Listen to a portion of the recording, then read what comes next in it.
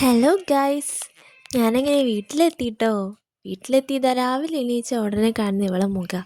വീട്ടിൽ പണിക്കാരുള്ളതുകൊണ്ട് അവരോട് വർത്തമാനം പറഞ്ഞുകൊണ്ടിരിക്കുകയാണ് അമ്മ.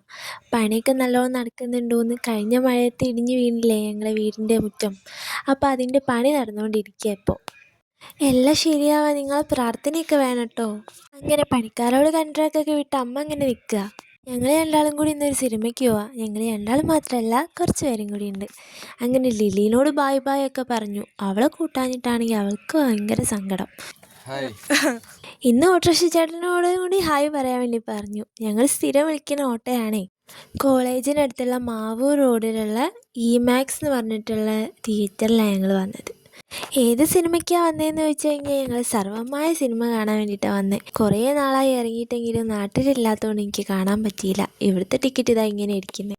കുറേ നാളായി അമ്മേനെയൊക്കെ വീഡിയോയിൽ കാണിച്ചിട്ട്. ഇതാ മിറർ സെൽഫി പിന്നെ ഒരു പതിവായതുകൊണ്ട് അതെടുത്തു. പോപ്കോണൊക്കെ കൈ പിടിച്ച് ഇങ്ങനെ സിനിമയ്ക്ക് കയറിയിട്ട് എത്ര നാളായി എന്ന് വെച്ചിട്ടാ. പക്ഷെ ആളുകൾ കുറവായിരുന്നു കേട്ടോ. സിനിമ ഇറങ്ങിയിട്ട് കുറേ കാലമായതുകൊണ്ട് ആളുകൾ കുറച്ച് കുറവായിരുന്നു. പക്ഷേ വന്ന ആളുകൾക്കൊക്കെ നല്ല ഇഷ്ടമായിട്ടുണ്ട് സിനിമ. കുറച്ചധികം ചിരിക്കാനും പിന്നെ നിവിൻ പോളിയുടെ സ്ഥിരമായിട്ടുള്ള ആ നടത്തവും ഓട്ടവും തിരിഞ്ഞു നോട്ടവും ഒക്കെ ഭയങ്കര രസമായിരുന്നു. പണ്ടത്തെ നിവിൻ പോളി പടം കാണുന്ന അതേ ഒരു ത്രില്ലിലൂടെ തന്നെ കാണാൻ പറ്റി. ഡെലൂലുവിന് പിന്നെ പറയേ വേണ്ട, അടിപൊളിയായിരുന്നു. ശരിക്കും ഒരു 2K 90s കിഡ് കോംബോ നല്ലോണം ആക്റ്റീവായിട്ടുണ്ട്.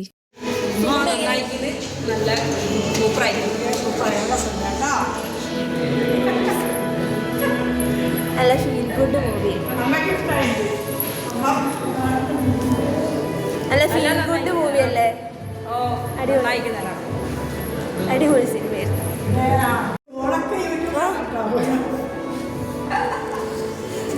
പിന്നെ ഞങ്ങൾ മുട്ടാത്തെരുവിൽ ഡ്രസ്സ് എടുക്കാൻ പോയി. ഡ്രസ്സ് ട്രയൽ ചെയ്യുമ്പോൾ ഒരു ഫാഷൻ ഷോ അത് നിർബന്ധം. ഇവർ മൂന്നാളെ എനിക്ക് പറ്റണ കുറേ ഡ്രസ്സ് തപ്പി. ഞാനും കുറേ തപ്പിയെടുത്തു.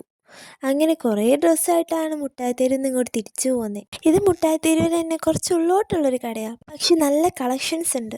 പിന്നെ ഞങ്ങൾ പോയത് രാധാ തിയേറ്ററിൻ്റെ തൊട്ടടുത്തുള്ള വെജ് ഹോട്ടലിലാണ്.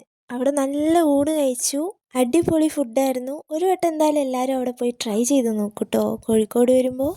പിന്നെയും കുറേ നേരം മുട്ടായിത്തെരുവ് കറങ്ങി നടന്നിട്ടാണ് ഞങ്ങൾ പാളയത്ത് പോയി ബസ് കയറിയത്.